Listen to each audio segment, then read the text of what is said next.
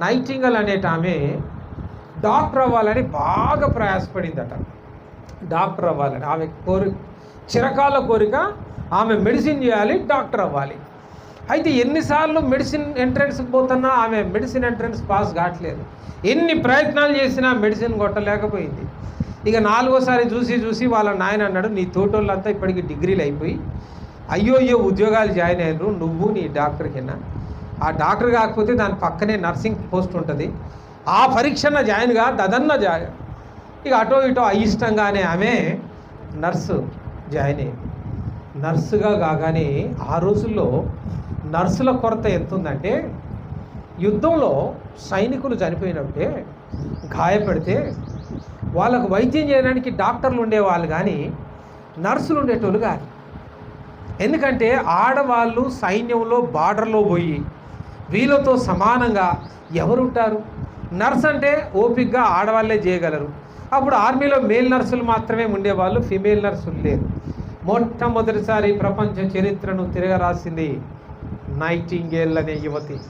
ఆమె nursing complete కావడమే ఆమె అనుకున్నది.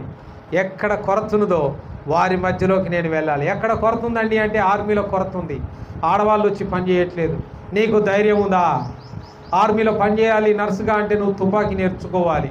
I'm ready. ఫైరింగ్ నేర్చుకుంది, యుద్ధం నేర్చుకుంది, తుపాకీ పట్టడం నేర్చుకుంది, ఒక మెడలో స్టెత్ వేసుకున్నది, ఒక చేతిలో మరి తుపాకీ పట్టుకుంది, మరో చేతిలో మెడికల్ ఫస్ట్ ఎయిడ్ కిట్, ఇంజెక్షన్లు, కావాల్సిన అన్ని బ్యాండేజీలు సామాగ్రి పట్టుకున్నది. సైనికులతో పాటు ఆమె యుద్ధ రంగంలో నిలబడ్డది. యుద్ధం అయిపోగానే సాయంత్రం సంధ్య వేళ డాక్టర్లు, అమ్మ వీడికి ఇన్ని కుట్లే, 7 కుట్లే, ఇగో వీడికి ఇంజెక్షన్ అయ్యి, వీడికి ఆ సలైన్ పెట్టు, వీడిని ఆపరేషన్కి రెడీ చేయంటే టకా టకా టకా టకా అన్ని రెడీ చేసేది. ఎప్పుడైతే ఇక్కడ నర్సుల ఆవశ్యకత ఎక్కువగా ఉన్నదని ఆమె తెలుసుకున్నదో, ఇక్కడికి నర్సులుగా రావడానికి ఎవరైనా ఆహ్వానం పలుకుతున్నాము రండి అంటే, నర్సింగ్ ట్రైనింగ్ చేసిన వాళ్ళు ఎవ్వరు కూడా ఆర్మీలో నర్సులుగా రావడానికి ఇష్టపడలేదు. యుద్ధ రంగంలోన అంతమంది మొగోళ్ళ మధ్యలో మేము ఎట్టుండాలి అని చాలామంది గునిగారు, సనిగారు.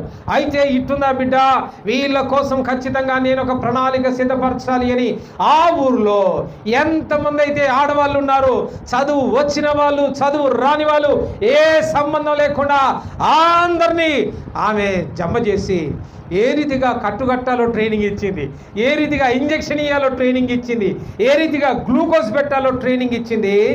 ఆమె యొక్క శ్రద్ధను, ఆమె యొక్క ఆసక్తిని చూసి ఆ ప్రాంతంలో ఉన్న ఆర్మీ మేజర్ అక్కడ ఒక నర్సింగ్ ఇన్స్టిట్యూషన్ ప్రారంభించి, అమ్మా వీళ్ళకు నర్సింగ్ ట్రైనింగ్ ఇక్కడ నుంచి ఏ బార్డర్లో ఏ